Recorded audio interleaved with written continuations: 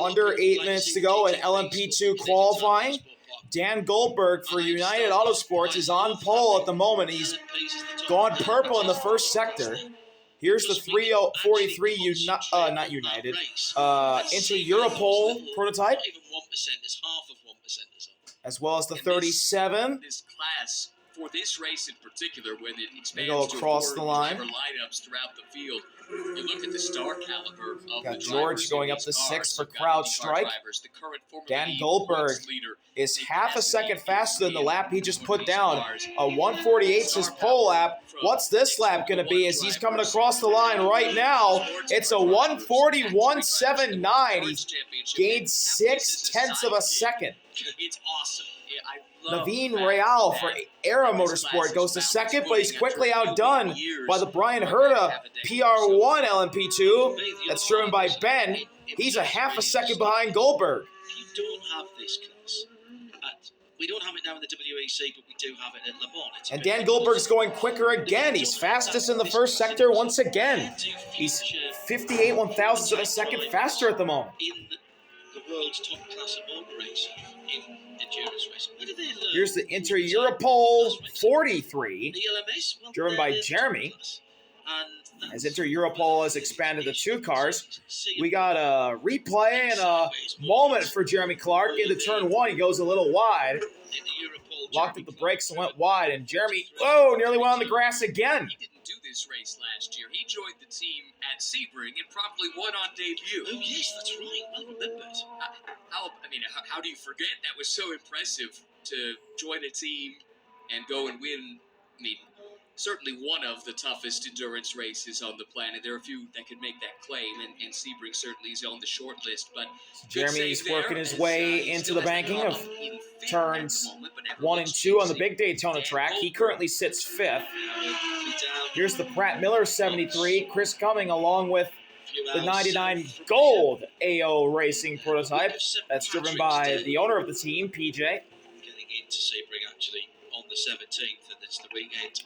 Toby Lutke in the number 11 TDS prototype is up to 3rd with a 140.649.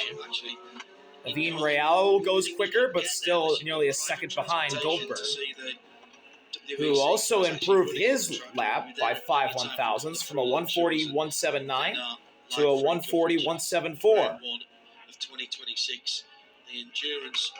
Right now, obviously, Dan Goldberg's got to be the favorite for pole position here in this year's version of the Rolex 24 here at LMP2. Jeremy goes to second for Inter Europol, a 140.604. Notwithstanding that sideways moment in turn 1, and a bit of Michelin rubber laid down coming out of the... Dan Goldberg heading back onto the track. His teammate for United Autosports, Phil Fair, just ran a personal best in the first sector, but he's 7 tenths down from Goldberg's pole time. That's another story for another day.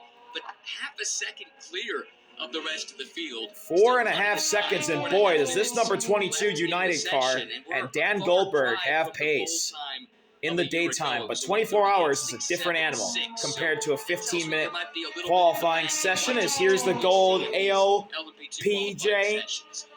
He's faster. He ran a purple middle sector. What has he got here? Across the line, the reigning champs go to the top again. First one in the minute 39. It's a minute 39.960 for PJ. Oh, and he gets a little loose off of turn 1. PJ Hyatt in the all-gold spike. What a lap by PJ Hyatt. Championship winning all-gold livery. Oh, we got loose again. Really loose again. Oh, boy, he's fighting the car big time out of that first chicane. Losing the back and he's still going quicker. Out of the international horseshoe, and actually...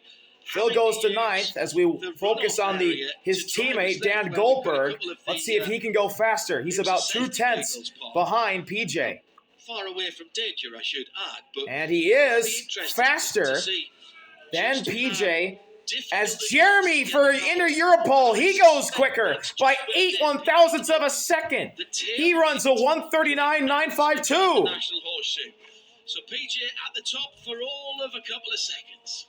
Jeremy Clark by 8/1000ths of a second. Has PJ's Inter running Europol slower. at Dan the Goldberg top, but there's a few that are was chasing quicker Hyatt than just Jeremy's in his lap. best first sector. He's within a tenth or so. Gave up some time Ooh, though in the look, middle I thought sector. PJ was going to overshoot the Le Mans chicane. He made it through, but he lost a ton of time in the middle sector.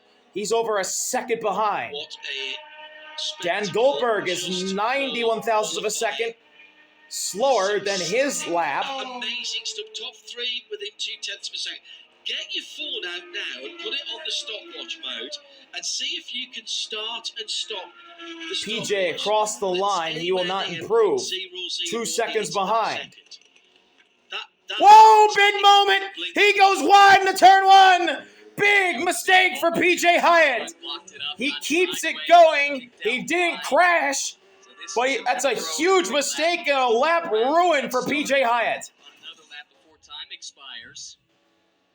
Just got it wrong going into turn 1, locked it up, went left, and had to go off into the runoff. Big correction there for Hyatt. Going first, isn't it? The back end just giving up in the middle of the corner.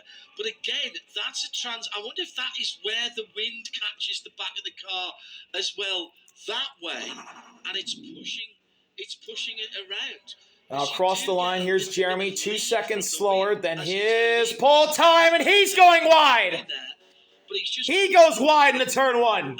He just went straight off into the runoff. Exactly the same place. It's a theory worth consideration, certainly. Interesting. Jeremy Clark and PJ Hyatt, the top two in qualifying right now, make big mistakes in turn 1.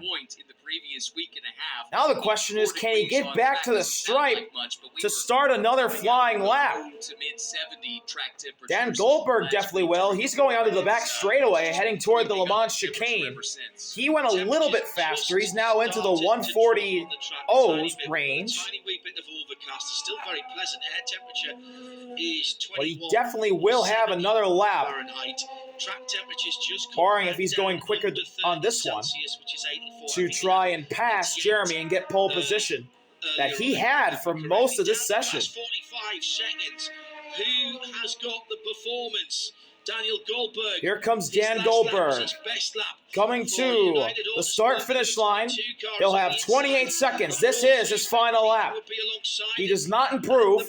Here he goes into turn 1. Dan Goldberg, he makes it through turn 1. Ooh, with a little sideways moment at the exit. We got a car slow in turns 2 and 3. Really slow. I think that was John Ferrano in the tower, LMP2. Dan Goldberg looks quick. He's on what will be his last lap now. There's PJ in the gold car, the gold prototype. He's going out of the infield section as the checkered flags are out in the Era Motorsport. Naveen Rao has spun around, and now he's stuck in the middle of the track. He's going to back up. Thankfully, there's no one near him. And Naveen Rao, just like Ben Keating earlier on, spun at the exit of the International Horseshoe. He's back going.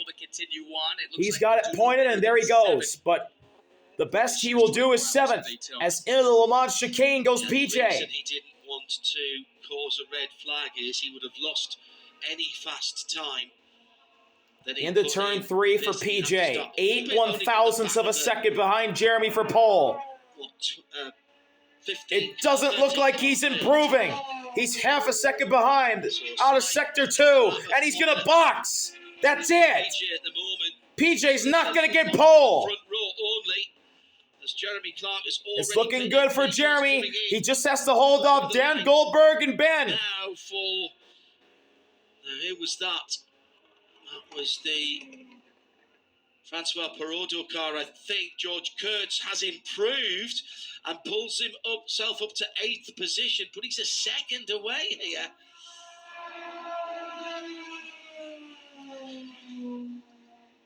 Improvements coming through. Who was that? That was Ben Keating. Improved on his last lap. And Ben Keating George doesn't get close. Dan Goldberg boxed, and that's it. The Inter Europol, LMP2, and Jeremy get pole position. that. for this year's Rolex 24. Self-styled Europe's fastest bakery. And this is the first Rolex 24 that Jeremy Clark is running with this team. He joined the team last year at Sebring, but what a pole for him in his first time at the Rolex, and he's starting to develop into a really big star in the LMP2 class. Thank you all for watching. See you later. RV out. Peace. GTP. Qualifying. Goldberg on pole Next. for this race a year